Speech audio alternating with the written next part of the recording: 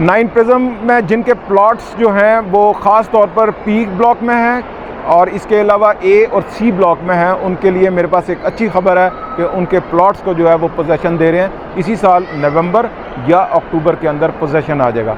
अच्छा, इसमें मैं आपको थोड़ा सा क्लियर कर दूं कि ये तमाम प्लॉट्स को जो है वो पोजेसन नहीं दिया जाएगा, लेकिन 95% प्लॉट्स को पोजेसन दिया जाएगा। तो बड़े लिमिटेड प्लॉट हैं जहाँ पे हल्की फुल्की लिटिगेशंस है और वो वेरी सून वो भी जो है वो क्लियर हो जाएंगे।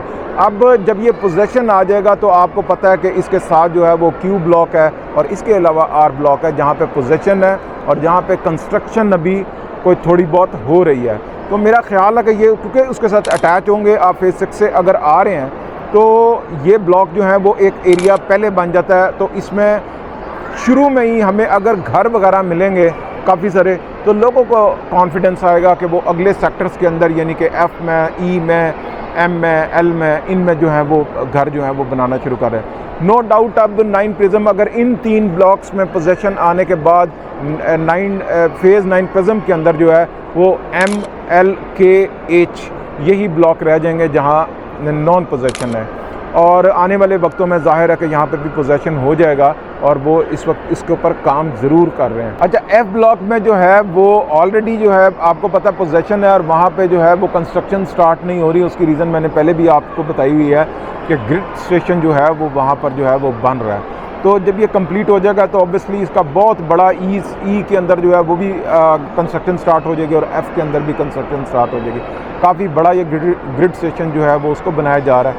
तो ये और साथ ही 2000 जैसे मैंने आपको पहले भी ये बात बताई हुई है, मैं दोबारा रिपीट कर रहा हूँ इस बात को कि जो GOR बन रहा है और इसका जो है जब पोजेसन हैंडओवर किया जाएगा तो 2026 के दिसंबर में यानी कि 1.5 साल के बाद यहाँ पे एक एक्टिविटी शुरू हो जाएगी, रेजिडेंस आ जाएगी।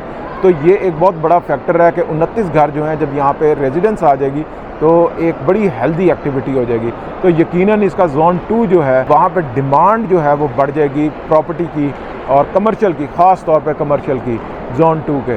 तो मेरा ख्याल है इसकी प्राइसेस भी हाई होंगी और लकीली जो शख्स यहाँ पे कंस्ट्रक्शन कर लेगा तो वो बड़े हाई रिटर्न्स जो हैं उसको आना शुरू हो जाएंगे इन शेप ऑफ रेंट। तो मेरा ख्याल है कि मैं आपको ज़रूर एडवाइस करूँगा कि वहाँ पे कंस्ट्रक्शन के लिए जो है वो रेडी रहिएगा और कंस्ट्रक्शन कर लीजिएगा क्योंकि आपके पास एक पैसिव इनकम जो है वो आना शुरू हो जाएगी। तो लेकिन अभी एच ब्लॉक में जैसे पोजेसन अभी वेटिंग में है, के ब्लॉक है, एम ब्लॉक है, तो यहाँ पे भी मेरा ख्याल है क्योंकि 1.5 साल का जो मैंने आपको ये टाइम दिया है कि वहाँ पे पोजेसन आ जाएगा GOR में, तो ऑब्वियसली उसके दौरान ही इनके अंदर भी पोजेसन आ चुका होगा। तो यहाँ पे एक मूव बन जाएगी कंस्ट्रक्शन की क्योंकि आशियाना वाला इंटरचेंज जो है वो बहुत इफेक्टिव है और आने वाले वक्त में वो एक बेहतरीन अप्रोच जो है वो होगा। और यहाँ पे जिनकी प्रॉपर्टी होगी मेरा ख्याल है कि अगले 5 से 7 साल के अंदर अगर आपकी होल्डिंग में यहाँ पे प्लॉट हुआ तो ये अराउंड अबाउट मैं समझता हूँ कि 5 करोड़ के लगभग ये ज़रूर चला जाएगा। तो इन्वेस्टमेंट के लिए भी मेरा ख्याल है कि ये एक अच्छी जगह है, घर बनाने के लिए भी आने वाले वक्त में क्योंकि यूज़ रिंग रोड होनी है तो बेसिकली अप्रोच आपको बहुत अच्छी मिलेगी।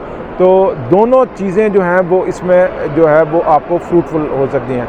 इसके अलावा जो मोस्ट इम्पॉर्टेंट चीज़ होती है DHA अपनी एमेनिटीज़ जो है वो वहाँ पे स्टार्ट करे, लाइक पार्क वगैरह ज़रूर डेवलप करे। जैसे उसने राउंड अबाउट जो हैं वो तमाम के तमाम उसने डेवलप कर दिए और बहुत खूबसूरत जो है वहाँ पे जो है वो प्लांटेशन कर दी है। इसी तरीके से जो उसने पार्क का एरिया रखा है मैं समझता हूँ कि अगर उसके ऊपर भी वो कर दे और कम अज़ कम एक क्यू ब्लॉक में या D ब्लॉक वाली साइड के ऊपर वहाँ पे कोई मस्जिद की जो जगह उन्होंने एलोकेट की है वहाँ पे वो मस्जिद बना देता है तो मेरा ख्याल है कि बड़ी एक अच्छी मूवमेंट होगी। क्योंकि अभी 9 टाउन के अंदर भी हमें पता लगा है कि सिर्फ एक ही मस्जिद है जो कि C ब्लॉक की है और इतना बड़ा 40-50% से ज़्यादा वहाँ पे पॉपुलेटेड हो गया हुआ है। लेकिन इसके बावजूद अगर DHA ने वहाँ मस्जिद नहीं रखी तो ये मेरा ख्याल है कि DHA को चाहिए कि वो B और D ब्लॉक में भी जो है वो मस्जिद बनाए ताकि वहाँ के रहायशियों को भी फ़ायदा हो। क्योंकि आने वाले वक्त में प्रिज्म में भी अगर मस्जिद अगर आप लेट बनाते हैं तो ये सारा का सारा बर्डन जो है वो 6 के जो CCA 2 है वहाँ पे आ सकता है या C ब्लॉक की 9 टाउन वाली मस्जिद के ऊपर ऑलरेडी काफ़ी बर्डन है।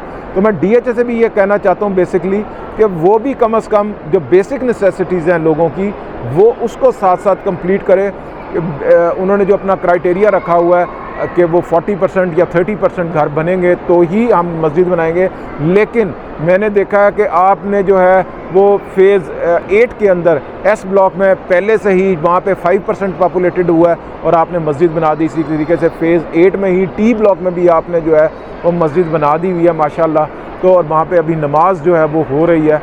तो मैं ये आपसे गुजारिश करना चाहता हूँ कि ये 2 एरियाज़ में, तो इसकी वजह से, मस्जिद की वजह से कॉन्फिडेंस बहुत ज़्यादा लोगों के अंदर जो है वो बूस्ट करता है, एक एक्टिविटी जनरेट होती है जिससे लोग जो हैं वो एक दूसरे के साथ मिलते हैं। एक मस्जिद और एक पार्क जहाँ पे आप जो हैं वो गैदरिंग होती है, गेट टू गैदरिंग होती है और एक बड़ी हेल्दी एक्टिविटी होती है जिससे कंस्ट्रक्शन रेट जो है ना वो काफ़ी स्पीड अप होता है। एडवाइस तो नहीं मैं दे रहा, लेकिन मैं रिक्वेस्ट ही आपसे कर सकता हूँ कि ये 2 चीज़ों के ऊपर ज़रूर प्रिज्म के ऊपर काम कीजिएगा। उससे प्रिज्म के अंदर जो है ना आबादी बड़ी तेज़ी से बढ़ेगी, क्योंकि प्रिज्म बहुत वाइड है, बहुत बड़ा फेज़ है। यहाँ पे नंबर ऑफ़ प्लॉट हैं, 40,000 प्लस यहाँ पे प्लॉट्स हैं।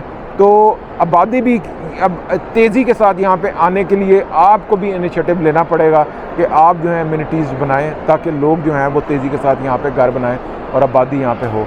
Thank you so much. अस्सलाम वालेकुम।